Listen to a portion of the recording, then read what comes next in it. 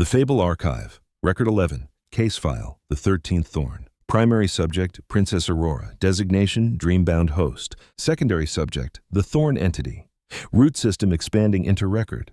Status, record contamination detected. Floral structures match samples from multiple prior cases. Archivist warning, avoid sleep during review. The record pulls. Welcome to Twilight Fables. In the oldest wing of the archive, older than its foundations, older than the stones that pretend to hold it together, there is a corridor that archivists avoid even when they believe themselves awake. The corridor breathes, almost imperceptibly, and its walls are lined with pressed flowers that no one remembers pressing. These petals turn their faded heads whenever a dream begins in another world, listening for the tremor of a story pulling itself loose. And tonight, one pulls hard enough to split the seams. The records rustle, the lights flicker, and the archivists whisper, another thorn has taken root. The story begins before anyone knew what stories could do, in a kingdom drowned in soft colors and softer silences. The palace was a place of long hallways, chandeliers dripping with cold light, and tapestries woven with scenes of creation myths no one had ever dared to speak aloud. Princess Aurora walked these halls as if gliding through fog, her steps barely a suggestion on the marble floors. Even as a child, she seemed only partially present, her voice fading, her breath slow and measured, her gaze drifting toward rooms that did not exist yet. Her attendants rose early each morning to find her standing by a window, staring at a horizon painted in the wrong colors, as if something behind the sunrise were watching her watching it. No one knew how early the dreams began. Aurora had always seemed to be remembering something that hadn't happened, her eyes unfocused, as though tuned to a frequency that hummed just beneath the threshold of ordinary consciousness. At times she would pause mid-step, turning her head toward a sound that left no impression in the waking world. Her tutors dismissed it as imagination. Her nursemaids called it melancholy. But her mother, the queen, knew better. She too had once heard the whispers. It began with the thorns, tiny, hair-thin roots appearing in the palace gardens, growing between the cobblestones, creeping up the sides of fountains, and threading themselves around columns. They were colorless, translucent, and seemed almost shy, withdrawing into themselves whenever touched.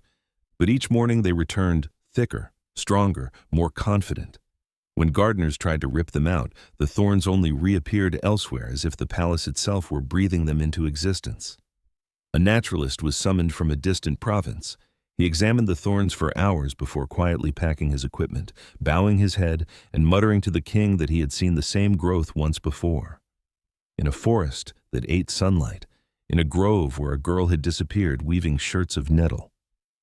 He left the palace via a different gate than the one he arrived through and never returned.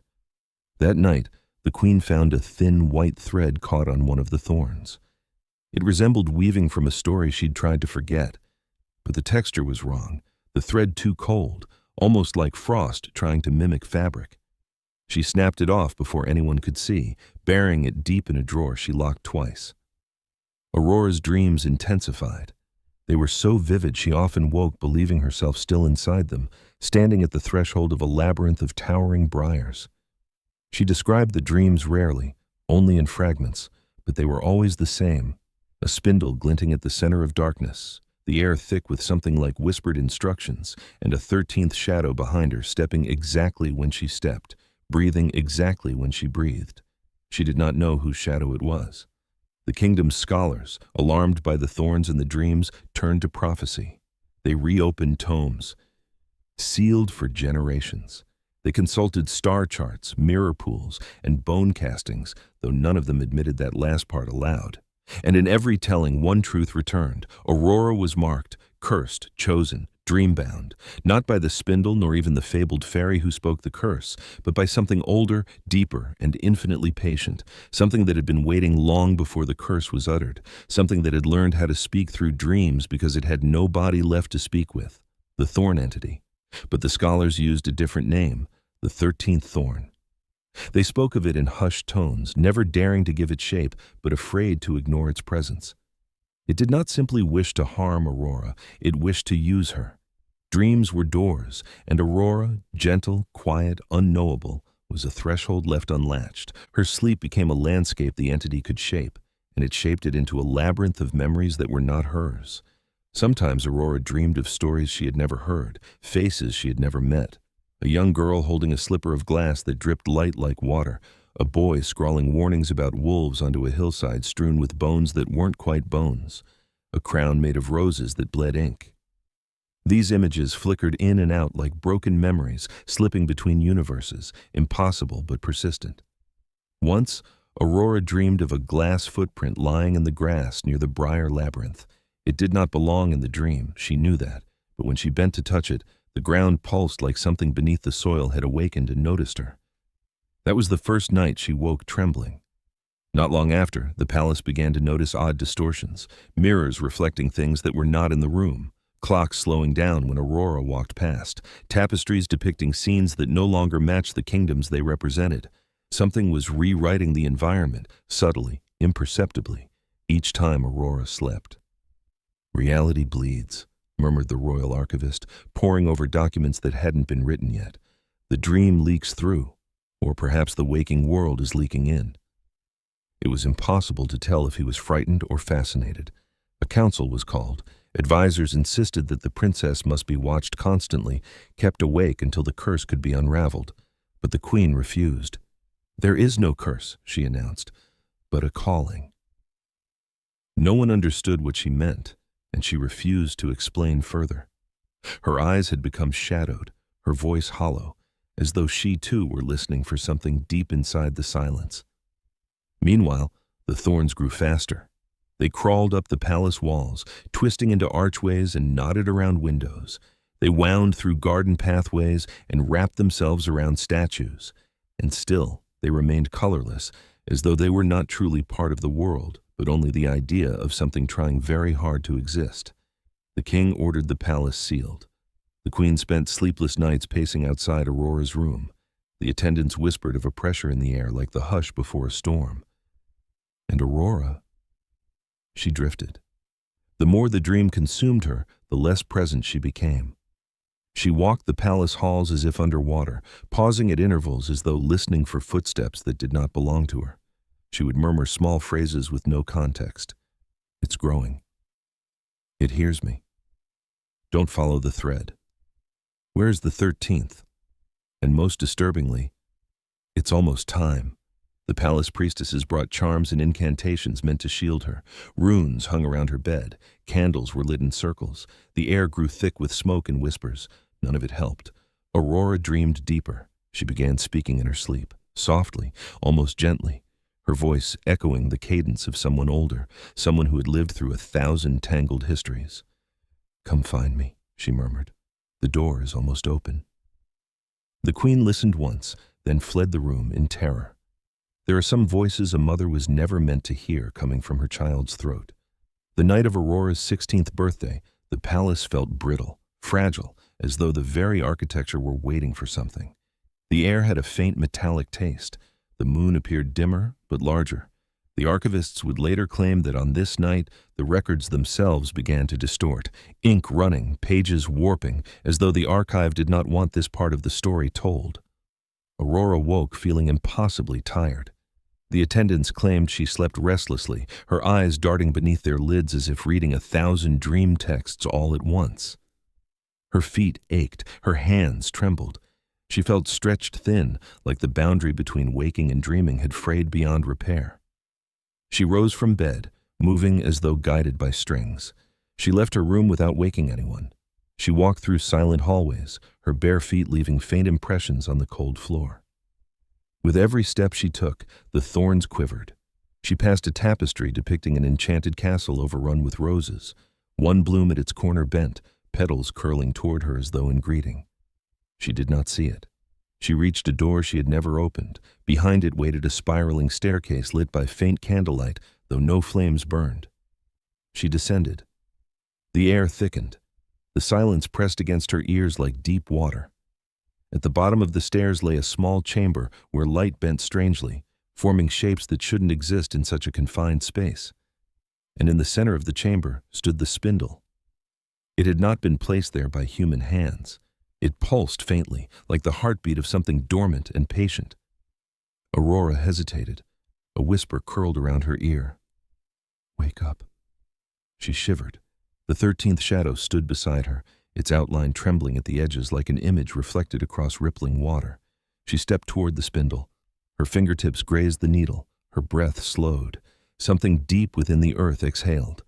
Then Aurora fell into the dream. Aurora did not fall so much as dissolve.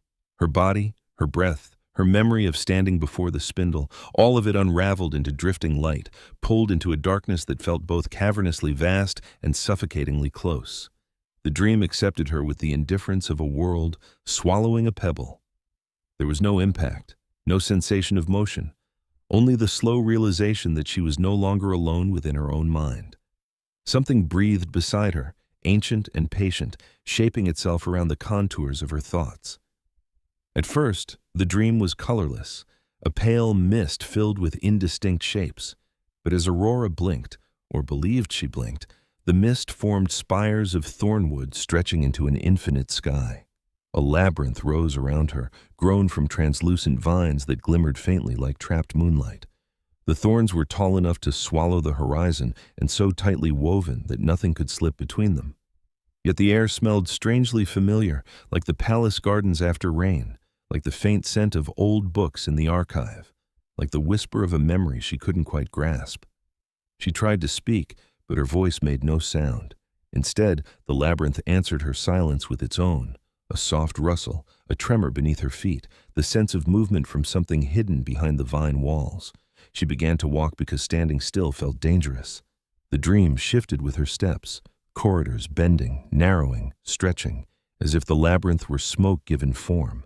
She felt watched, not from above or behind, but from somewhere within the structure itself, as though the thorns were eyes and the vines were nerves listening for the rhythm of her heartbeat. She reached a clearing. At its center lay a single object, a spindle, identical to the one in the waking world, but impossibly taller, its base rooted into the dream soil like a tree trunk. Aurora reached toward it instinctively, though she didn't know why. Her fingers hovered inches from its surface. Then the clearing darkened. A ripple passed through the dream like ink spreading through water. A voice, soft, layered, ancient, unfurled around her. "You walked the door open." Aurora froze. She had heard the voice before, in fragments, in dreams, in the strange echo that sometimes pressed against her thoughts. "I didn't mean to," she whispered inside her mind. The voice hummed. "Intent is a waking world concern. Doors obey desire, not thought." The labyrinth shifted again, the vines contracting as though inhaling. A shadow stretched across the clearing, long and deliberate. Aurora turned and saw her 13th shadow standing behind her. It had no face, no features, only the outline of a person made of flickering absence. It mirrored her perfectly, even when she didn't move. It wasn't a reflection, it was a companion, or a captor. Its presence pulsed with a rhythm like a second heartbeat grafted onto hers. "Who are you?" Aurora asked silently. The shadow tilted its head, and the thorn entity's voice answered instead. "Not who. When." The vines trembled. A memory surfaced that was not hers. A girl weaving nettles into shirts while the forest watched with hungry patience. Another memory. A glass slipper half buried in dream mud, catching a distorted reflection of a face Aurora didn't recognize. Her own, but slightly wrong, as though drawn from a palace in another story. Another. Roses blooming around an iron gate, petals curling like whispered prayers. The memories collided, merging into a vision of the archive as she had never seen it, alive, roots spreading across records, weaving stories into one another. Aurora clutched her head, gasping though she did not breathe. "Why are you showing me this?" the entity answered with calm inevitability. "Because you are the only vessel left who can hold them." The labyrinth dimmed. Vines peeled back from the ground, revealing soil threaded with roots that pulsed faintly like veins. The roots converged beneath Aurora's feet. She stumbled backward, heart pounding. "I don't want this," she whispered. The voice softened. "Want has nothing to do with it. You are dreambound. You open what others seal. You remember what others forget. And now you must hold what others cannot." The world shifted again. and Aurora felt herself pulled deeper. The labyrinth dissolved into a forest of tall black trees, their trunks gleaming as though coated in starlight. Fog wound between the branches, thick and shivering with faint whispers. Aurora recognized nothing and everything. The forest looked like it belonged to another kingdom, another tale entirely. She walked through it in silence, branches curling toward her like fingers reaching for warmth. Thorns threaded the bark of each tree, forming patterns she could not decipher, sigils that trembled with meaning just beyond her understanding. At the center of the forest lay a lake of still water. Its surface was so smooth it seemed to be made of polished glass. Aurora approached cautiously. Reflections swam across the lake's surface, floating fragments of other records, bleeding through in impossible sequences. A feather falling that had no bird, a crown made of brambles carried by hands that were not human, a ruined tower in a kingdom with no name, a faceless woman dancing with shadows, a child running from a wolf whose eyes were the wrong color. These images flickered softly, then vanished. Aurora knelt by the lake and stared into her own reflection. At first it looked normal, pale face, tired eyes, soft features touched by dreamlight. But then another reflection surfaced beside hers, her 13th shadow. It rippled like a second Aurora made from darkness and static. It raised its hand. Aurora did not. Still, their reflections moved as one. "What are you?" Aurora whispered. The shadow leaned close, its outline shaking as though held together by something fragile. Then it spoke. Not with the entity's voice, but with a sound like wind through thorn vines. "Your ending," it whispered. Aurora stumbled back. The lake cracked. The shadow melted into the water, dissolving into ripples that radiated outward like a heartbeat breaking the world open. The forest shuddered, roots tore through the soil. The sky twisted into a spiral of pale colors. Aurora tried to run, but the dream folded around her like a tightening fist. She sank into the earth as though swallowed by a living thing.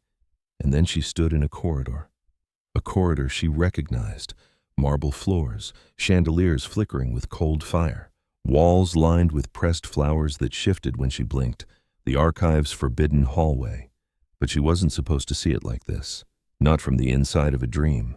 Shadows coiled beneath the floor, stretching out in thin tendrils. The corridor spiraled in a way that contradicted geometry, turning inward while remaining straight. A door appeared ahead, carved with patterns of thorns that writhed when she looked directly at them. The air hummed with memory. Aurora approached the door. A faint thread hung from its handle, a white thread, cold to the touch, reminiscent of the textile she had once seen tangled in the palace garden thorn, the same impossible weaving. She touched the thread gently. It dissolved into dust. The door opened. Behind it waited a chamber of mirrored walls, each reflecting a version of Aurora at a different moment in her life. Laughing as a child, standing solemn at her first royal ceremony, wandering the gardens with distant eyes. But there were other reflections, too. Aurora asleep beneath a canopy of thorns. Aurora crowned with roses that dripped ink. Aurora fading like a candle at the end of its wick. And one reflection that did not resemble her at all. A girl with hair as black as ink, her face half hidden behind shadows. Her hand rested on a spindle, though her expression was unreadable. She didn't move, didn't blink. Aurora stepped closer. The girl's reflection tilted its head. The other Auroras remained still. Aurora's breath caught. "You're not me," she whispered. The reflection smiled, slowly, delicately, and then the mirrors shattered. The chamber dissolved into spiraling light and thorned roots. Aurora cried out as the world twisted around her, flinging her through the dream like a leaf caught in a storm. When she landed, she found herself at the center of the original labyrinth of thorns. But now the thorns were open, bowing toward her like a cathedral of skeletal vines. At its heart stood a figure, not the shadow, not a dream, something older. Its form was a silhouette shaped from roots and translucent vines, thorned branches woven into the outline of a human body. Its head bowed, its fingers long and delicate, ending in sharp points. It exuded a presence that made Aurora's pulse slow. The thorn entity. "You have come," it said, though its mouth did not move. "I didn't choose to," Aurora whispered. The entity's form rippled. "Of course you did. Dreams obey the deepest truths you hide from yourself." Aurora stepped back. "What do you want from me?" The entity tilted its head, and the thorn vines groaned softly. "To continue." Aurora's heart pounded. "Continue what?" "The archive," the entity murmured. "The weaving. The roots between stories, the dream that binds them all. You are the host, the bridge, the dream-bound vessel through which records may grow." Aurora shook her head. "I'm not." The entity raised a hand. The labyrinth darkened. "You are. The moment you touched the spindle, you accepted the duty written in your bloodline. You opened the way." "I just fell asleep," Aurora said weakly. "Sleep," the entity whispered, "is the oldest doorway." The vines surged. The entity stepped forward, its presence overwhelming. There must always be a dream-bound host. The archive expands. New stories sprout. Old ones rot. You will root them, anchor them, hold them within your sleep. Aurora trembled. "And if I refuse?" The entity regarded her with something almost like sorrow.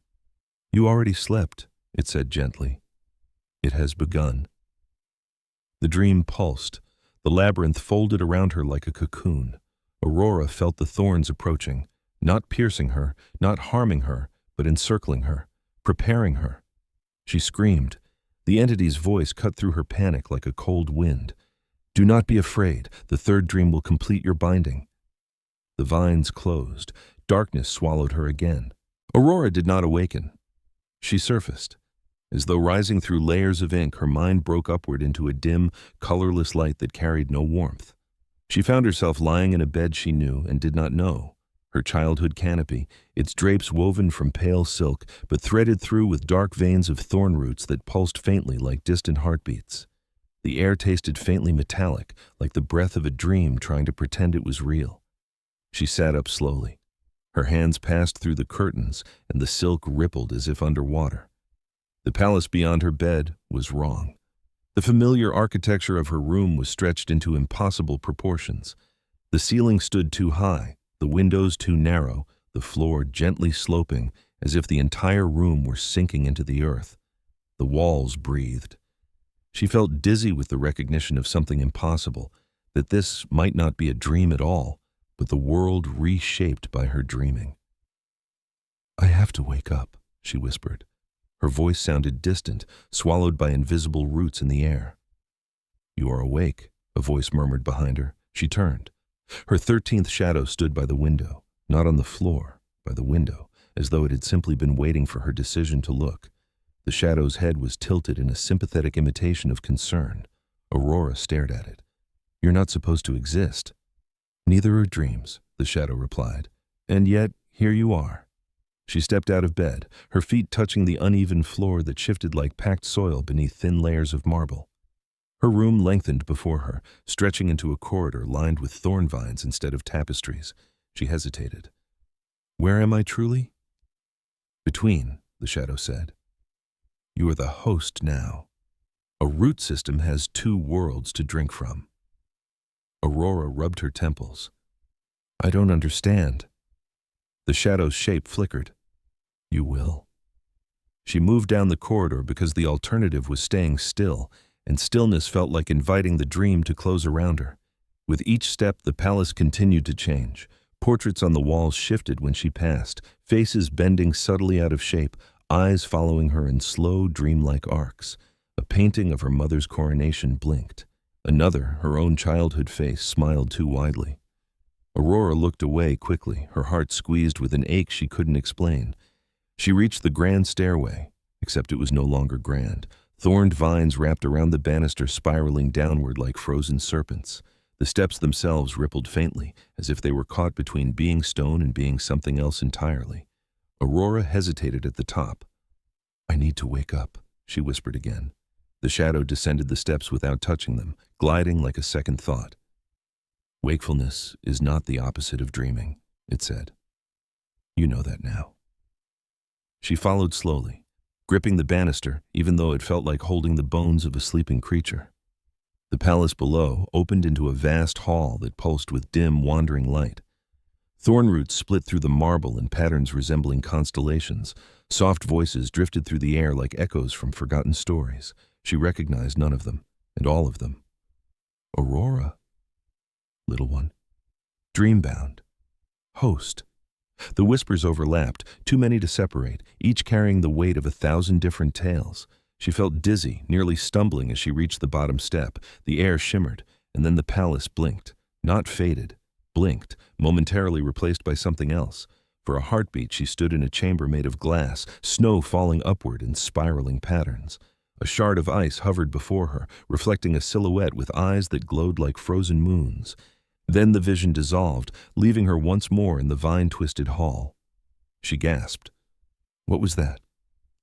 Her shadow answered softly. Another root touching yours, another record brushing the dream. Aurora steadied herself. I don't want this. Want is a waking concern, her shadow said gently. The hall seemed endless now. The ceiling arched high into darkness, held up by columns overgrown with vines that shimmered faintly like veins filled with phosphorescent sap. At the far end of the hall, Aurora saw the doors to the palace courtyard, warped by dream distortions. As she approached, fragments of other tales bled through in flickering bursts, a dancing shoe made of glass appearing on the marble for a second before shattering into light. A strip of woven nettle drifting like a ghost across her path, roses blooming crimson-black along the walls before wilting instantly. Cross-contamination of the archive, the dream root expanding its reach. She pushed open the courtyard doors. The garden outside had transformed entirely. No trace of its waking shape remained. The hedges had grown into towering walls of thornwood, spiraling upward into a sky that glowed faintly with shifting auroras. The flowers shimmered in impossible colors, like pigments stolen from memories, petals drifting upward instead of falling. The fountain at the center had frozen mid-splash, water suspended like crystal tendrils. Aurora stepped into the courtyard. The air hummed with an energy she could feel in her teeth. Her shadow followed silently. You said the third dream would complete my binding, Aurora murmured. Is this it? Not yet, the shadow whispered. You have not seen him. Who? The answer came from the ground. Roots surged upward, weaving into a humanoid shape with fluid grace. The thorn entity rose from the earth like a tree remembering how to stand. Its form was tall, its limbs slender branches bound with living vines. Its eyes, if they were eyes, glimmered with starlit sap. Aurora stumbled backward. No, she breathed. You're not real. The entity tilted its head. Dreams are real in the archive. Stories rooted deeply enough reshape the soil that holds them. Aurora's pulse hammered. I don't belong to you. You belong to the archive, the entity corrected gently. And the archive belongs to me. Its voice rippled through the garden, making the flowers curl inward like frightened creatures. Aurora felt the dream constrict around her, as though the world were exhaling slowly, pushing her toward the entity. Why me? She whispered. Why am I the one you want? Because you are the 13th, the entity said. The missing thorn, the dream that completes the crown. The air trembled. The vines lining the garden walls stirred, each turning its thorned point toward Aurora with a kind of dreadful reverence. The entity extended a hand. Come. Aurora shook her head violently. No. The entity's form flickered. You are dreaming, child. You cannot run. Then I'll wake up, Aurora whispered fiercely. The entity's voice softened to a whisper. Wakefulness cannot protect you anymore. She backed away until her spine touched the courtyard wall. The vines curled softly around her shoulders. Not hurting, never hurting, but rooting, anchoring, preparing. Panic tightened around her like cold hands. She closed her eyes. This isn't real, she whispered. This isn't real. A second voice spoke behind her. Her shadow. Then why do you hear us? Aurora opened her eyes, and the world fell away. She dropped through the courtyard as though it were merely a reflection on the surface of deep water. Down she fell, through layers of dreamscapes, forests made of mirrors, corridors lined with faces she almost recognized, skies woven from threads she had seen tangled in other records. She plunged deeper, breathless though she did not breathe, and then she landed, gently, quietly, in a field of white thorns under a soft violet sky, The thorns stretched endlessly in every direction, like a frozen ocean of brambles. At the center of the field stood a single blooming rose, black as ink, glowing faintly with inner light. Aurora approached, unable to stop herself. Her feet did not sink between the thorns. They carried her forward on a path that formed beneath her steps. The rose pulsed. A voice rose from it, not the entity's voice, but something older, something that felt like the memory of a dream. "Aurora," it whispered. "Do you know who you are?" She trembled. I'm the princess." "You are the sleeper," the voice murmured. "The dream that anchors stories, the one who holds the threads. The archive grows. It needs a heart." She shook her head. "I can't." "You can," the voice said. "You already have." She felt something beneath her skin, an ache, a pull, a slow blooming of roots in the depth of her mind. The rose brightened. "Take it," the voice murmured. "Take your place." Aurora stepped backward. "No, I won't become this." But the thorns were rising around her, weaving into a cradle, a cocoon, a throne. She turned to run.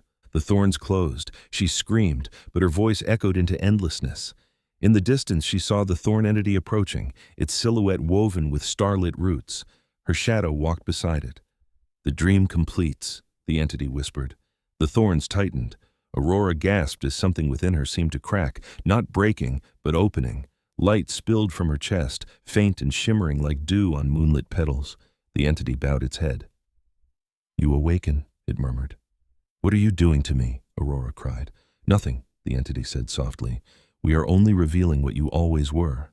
The roots in her body unfurled, connecting with the thorns around her. Memories surged through her mind, memories not hers, tales she had never lived, stories she had never heard, faces she had never met. They flooded her, one after another, until her thoughts blurred into a tapestry of endless narratives. She gasped for breath that never came. "Stop, please."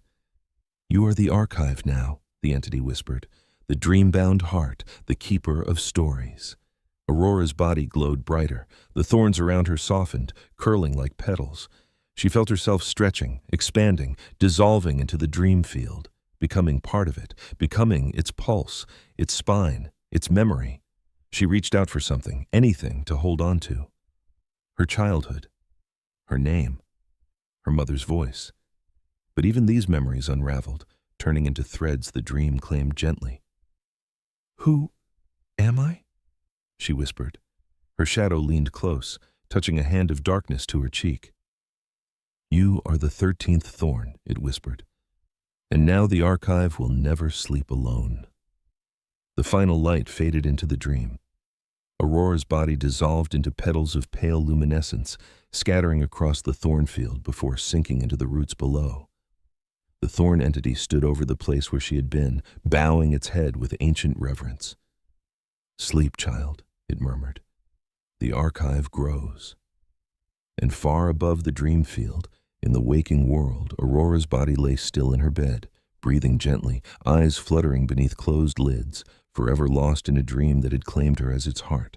Thank you for joining us in the world of Twilight Fables.